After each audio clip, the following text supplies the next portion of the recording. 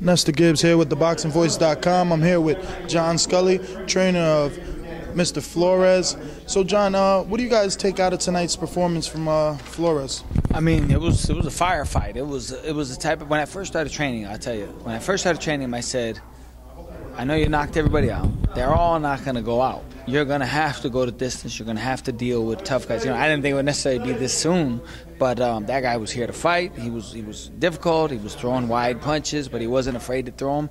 And so it was good that we got to see how Javier would respond. He responded very well. He kept his defense real tight. He kept fighting in that last round. That was a Gaddy Ward type of round. So, you know, overall, especially since we got the victory, I'm very happy with it. Now, did you expect this type of performance, such a gutsy performance from Herrera? I mean, he's been in there with some very good talent. He's been in with Andrade at 154. Oh, yeah. He just actually had a fight with Delorme, which is going to be the main event on this card. Did you guys prepare for this to go rounds, or was Flores expecting another knockout? Oh, no. The first thing I told him when I started training him was, from now on, these guys aren't going to fall like that. They're gonna be standing up. They're going to get better, stronger, faster, and not just that, but as his name gets out there, people know who he is. They know, all right, this kid's a big puncher, blah, blah, blah, I got to be careful. So I didn't necessarily think this was going to go the distance, but I knew we were going to be going the distance soon. And also, the guy looked at it like a huge opportunity. You know, and you fight a guy like that, has nothing to lose, but he has a lot of experience. That's a difficult guy to fight. I learned through my own career that the most difficult guys often were the guys that had records like 23-15, but they had fought Michael Nunn, Iron Barkley, James Kinchin. You know, they had been in with these guys. So the experience of our opponent meant a lot. Now, you're a world-renowned trainer. You trained champions, Chad Dawson, numerous fighters. What's your professional opinion on Flores? Do you see him making all the way to the top, being a world champion?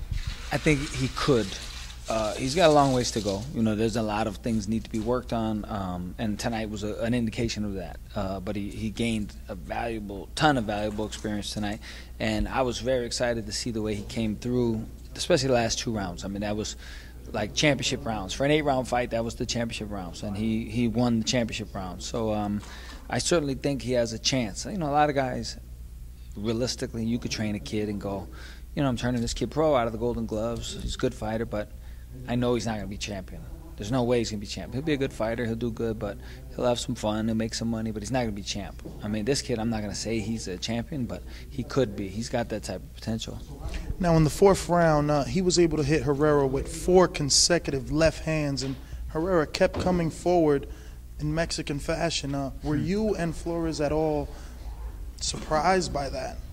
No, I mean, you'll have to ask him. He might have been. I wasn't, just because I've experienced that before. You know, and like I say, I told him in the very beginning when I started training him that these guys aren't going to be falling like that. They're not. You know, people went the distance with Trinidad, and he was a killer puncher. And part of the reason being because they went into the fight knowing he was a big puncher.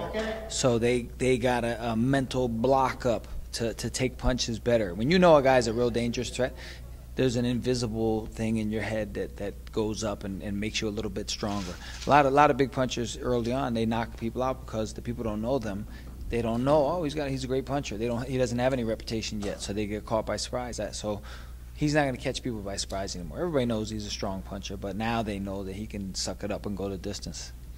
Now, this was your 4th fight with Flores, correct?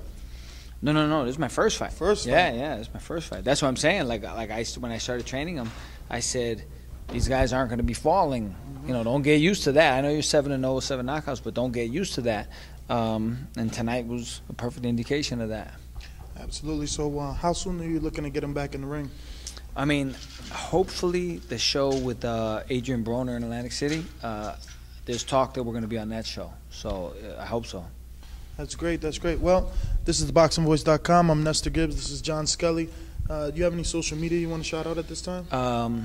I'm all over Facebook. Most people that know me probably already know that. That's kind of my thing. I just joined Twitter, having fun. I'm on Instagram, having fun. So check it out. I got some good pictures on there. All right. Thank you.